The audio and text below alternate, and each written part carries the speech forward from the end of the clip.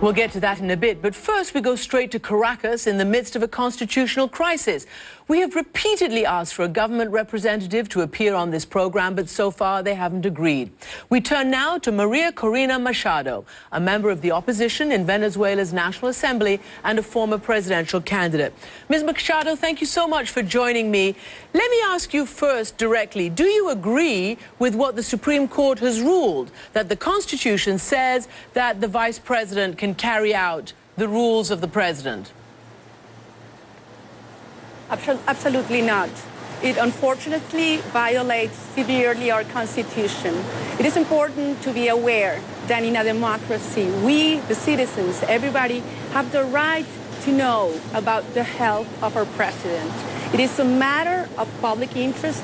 It has consequences in respect to our Constitution. And today, the fact is, the truth is that in Venezuela, we do not know who is running the presidency, who is in charge of the government at this point. Well, who do you think is in charge? Clearly, the Supreme Court has said that it is the vice president, the hand-picked vice president of Hugo Chavez. Do you not agree that it is the Chavez loyalist, the vice president, who is in charge? Absolutely not. Our Constitution is clear. Article 231 states that the 6-year term ends tomorrow and a new term starts, and it starts with the president taking the oath, as it happens in every other democracy in our hemisphere.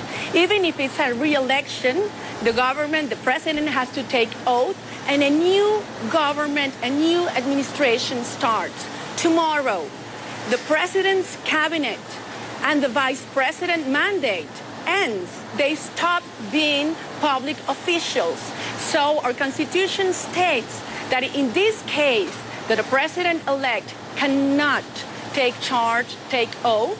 It is the president of the National Assembly, the president of our Congress, that should be in charge of the presidency. Okay. If he doesn't do that, he is violating the Constitution. Well, what is this going to mean? Do you foresee instability? Is this going to be, as we suggested, a major political battle? Or will it be Chavez and Chavismo business as usual?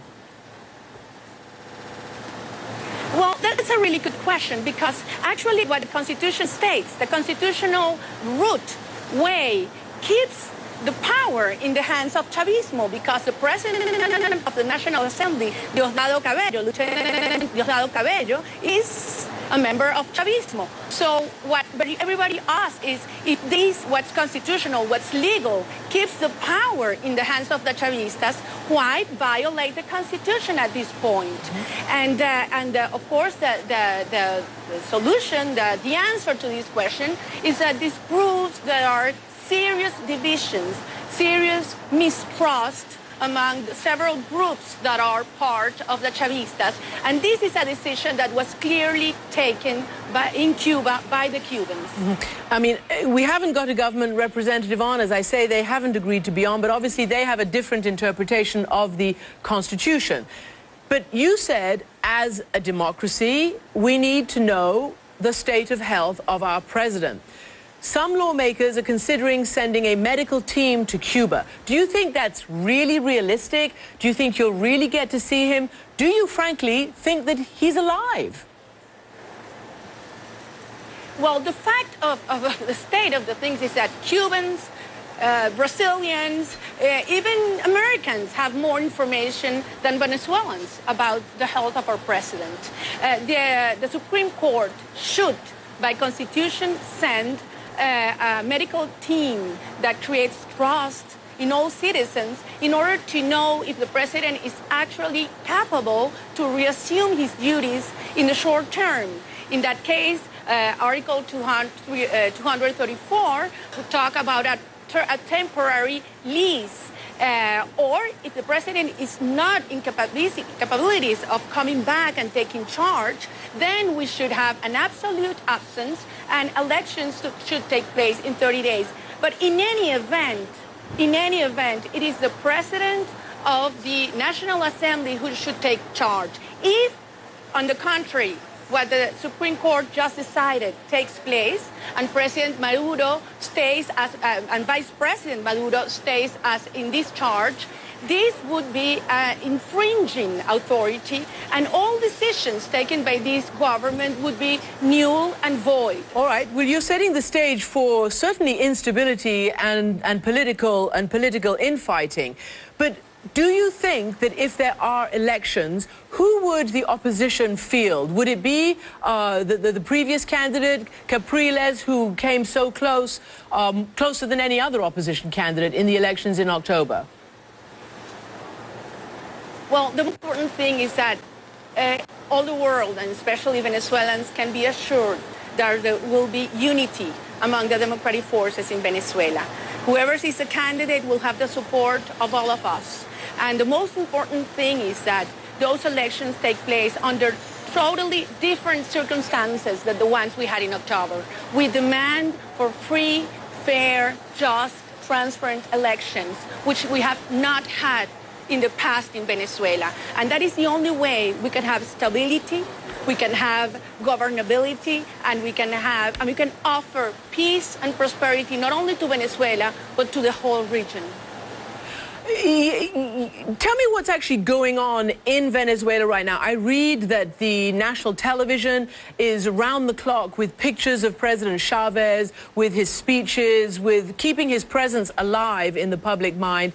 I read that the troops have been sent by the vice president to guard various food network distributions. Is there a sense of siege? I mean, what's going on? Why does this have to happen?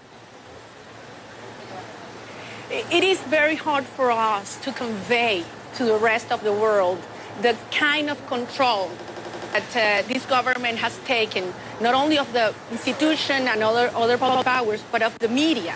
The way the government orders all public and private televisions and radio stations to broadcast the messages of the government at prime time every day, and the way hate and aggression and violence is sent to everybody that dissents. So the ambience, the environment of fear to dissent, to raise your voice in order to have the Constitution be respected, but to have human rights respected too, is huge in our country.